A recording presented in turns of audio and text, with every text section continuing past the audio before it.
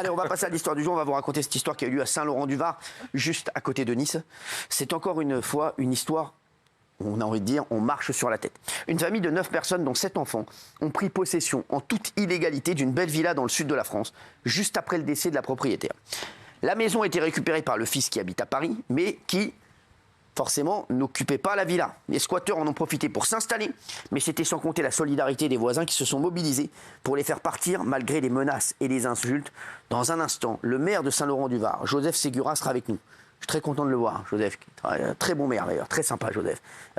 Ségura, j'ai vu en plus la personne qui travaille avec lui aussi, très sympa. Ils sont tous venus, ils ont dit oui tout de suite parce qu'ils veulent se battre pour cette famille qui a perdu sa maison. Il sera accompagné donc de Jocelyne qui s'est mobilisée pour chasser ces squatteurs. Petit récap, ils sont avec nous dans un instant, c'est parti. Malgré l'adoption récente d'une nouvelle loi anti-squat, les squatteurs vont être plus durement sanctionnés, 3 ans de prison et 45 000 € d'amende. les affaires de logements occupés se suivent et se ressemblent. Et il y a quelques jours, profitant de l'absence du propriétaire, une famille de 9 enfants a élu domicile dans une villa qu'au sud du sud de la France, devant les yeux ébahis des voisins. Ils apportaient carrément leurs propres meubles et même un chien, c'était incessant. Des voisins solidaires qui ont alors décidé d'intervenir eux-mêmes pour tenter de faire fuir ces squatteurs. Alors comment ont-ils agi? Où en est cette nouvelle affaire de squat aujourd'hui? Toutes les informations ce soir dans TPMP. Merci, monsieur le maire, d'être avec nous, le maire de Saint-Laurent-du-Var, Joseph Ségura, merci. Merci d'être là, monsieur le maire, merci beaucoup. Et merci Jocelyne, une voisine qui a tenté de déloger les squatteurs. Il y a 1 an et demi, donc la propriétaire d'une belle villa à Saint-Laurent-du-Var, magnifique ville. J'adore Saint-Laurent-du-Var, c'est magnifique. C'est la plus belle ville des Alpes-Maritimes. Alors, j'ai beaucoup d'amis maires dans les autres villes aussi, donc je veux dire, elle fait partie des 10 plus belles villes des Alpes-Maritimes. Merci. Non, c'est vraiment une très belle ville. Non, mais c'est vraiment Merci. Son fils hérite du bien, mais sa vie est partagée entre Paris et le Sud. Il n'occupe donc pas la villa de sa maman. Et là, qu'est-ce qui se passe?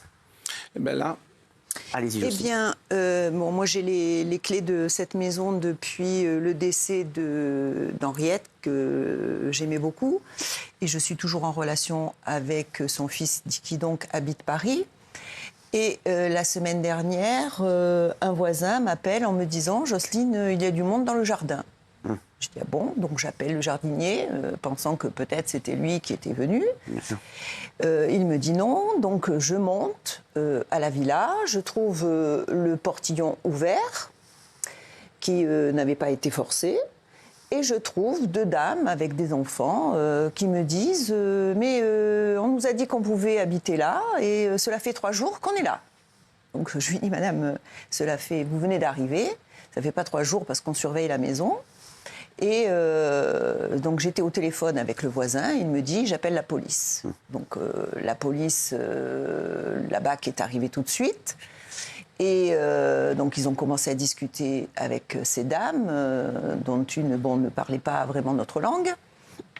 Mais malheureusement, attendu qu'il y avait 7 enfants et que l'une d'entre elles a dit qu'elle était enceinte, nous avons dû arrêter là et repartir.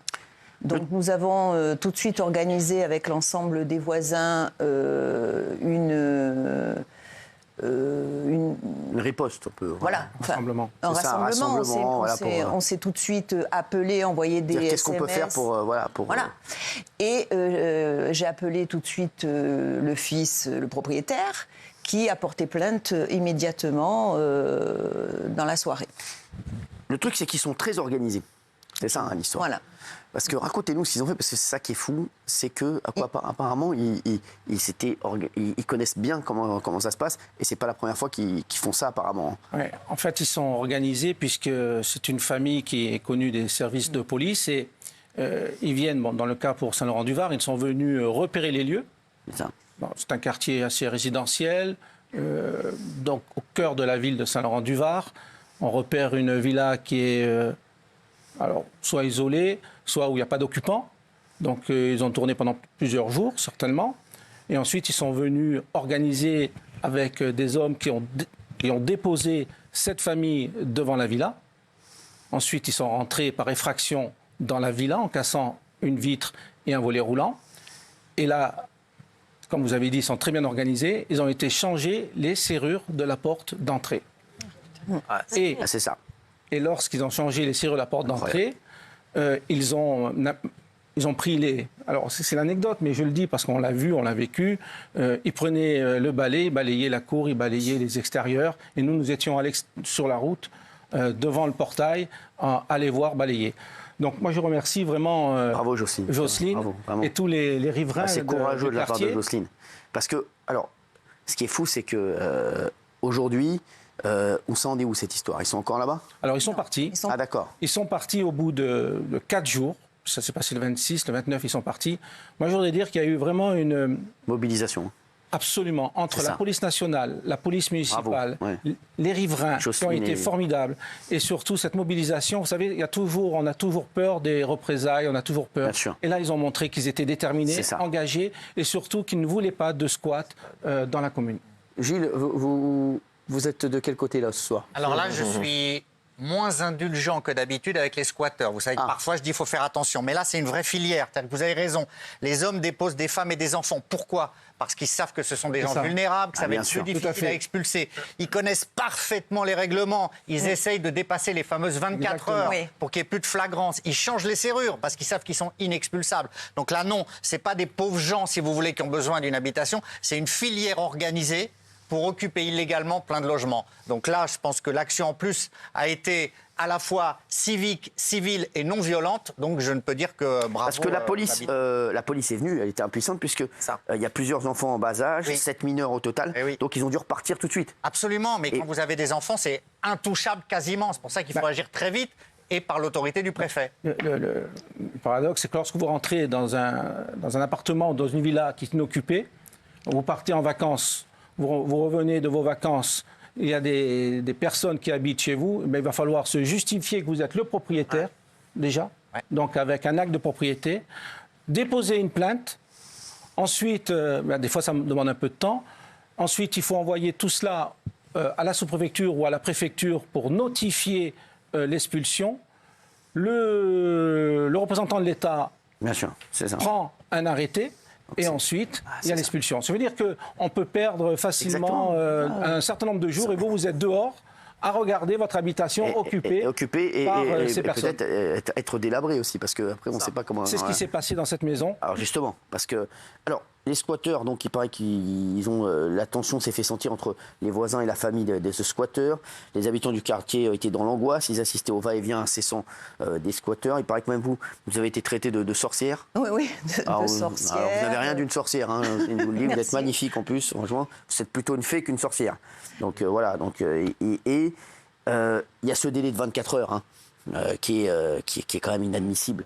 C'est n'importe quoi. C'est-à-dire que je ne sais pas pourquoi on a mis ça en place. C'est ça que je voudrais savoir. Parce que une fois le délai de 24 heures passé, ensuite, c'est très compliqué d'expulser les squatteurs. Je ne comprends pas en fait le délire. La loi a été durcie, les squatteurs risquent plus, mais malgré ça, même si les policiers, les autorités disent que c'est pas tout à fait vrai, en fait, de facto, quand vous êtes depuis plus de 24 heures, vous changez la serrure, à la limite, vous vous faites envoyer un courrier que vous avez préparé, certains font ça, c'est presque chez vous, entre guillemets. On peut le contester, mais la loi vous donne presque accès à la maison. Et comme la maison n'est pas occupée, c'est encore plus facile. N'importe quoi, c'est n'importe quoi. Et ce qui est plus difficile, c'est qu'il faut, si vous me permettez, avoir une notification par le préfet, alors que nous, les maires, nous sommes confrontés à cette situation. Il serait peut-être plus simple que l'arrêté municipal, que l'arrêté soit pris par les maires directement dans les heures qui suivent le problème, c'est que le maire, il ne peut pas prendre la décision. C'est ça, je le vois à chaque fois ici, c'est que ça met des délais tellement importants que derrière, ça devient extrêmement compliqué de les expulser. Et c'est vrai qu'on doit attendre la décision du préfet, c'est ça? Oui. Mais il faudrait que les maires puissent avoir la possibilité de délivrer une expulsion, un avis d'expulsion, sinon c'est pas possible. C'est ce que nous demandons, nous les maires, c'est avoir un peu plus dans le cadre de la décentralisation, c'est pas le pouvoir pour le pouvoir, mais les moyens d'agir immédiatement pour nous administrer. On le voit qu'il y a un truc qui tourne pas rond, là, on le voit bien.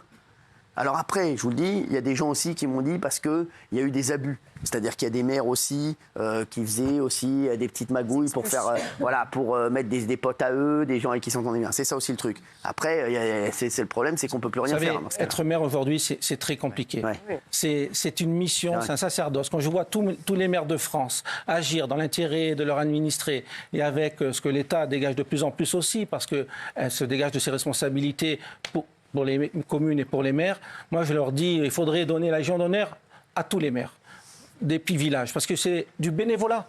Ouais, c'est ce que nous disent les maires qui viennent à chaque fois, les maires des petits villages, à chaque fois, ils nous disent c'est du bénévolat et c'est énormément de soucis et pour pas grand-chose derrière. Un avis d'expulsion donc est placé sur le portail. Les squatteurs ont eu 48 heures pour quitter les lieux, sinon la police était autorisée à intervenir et les déloger. Donc ça a été assez vite dans ce cas-là. Je trouve que ça a été un cas qui a été assez vite réglé. Donc bravo à Jocelyne et bravo à Joseph. C'est vrai que parce qu'ils sont partis maintenant, il y a une petite crainte chez les habitants et chez le voisinage, c'est des représailles. Il y a un sentiment d'insécurité et c'est vrai que moi je suis un peu inquiet pour Jocelyne et les autres habitants parce qu'on ne sait jamais. Est-ce qu'il peut y avoir vengeance? Non, alors...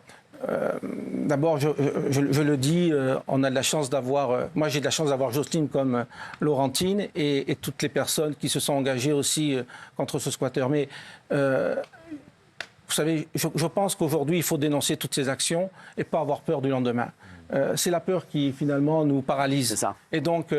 il faut agir et après, les collectivités, les responsables, nous prenons nos responsabilités. J'ai la chance d'avoir une police de proximité, d'être très proche aussi de mes administrés et surtout d'avoir aussi une relation privilégiée avec la commissaire de circonscription, Mme Basquin, qui fait un travail remarquable avec ces hommes et ces femmes.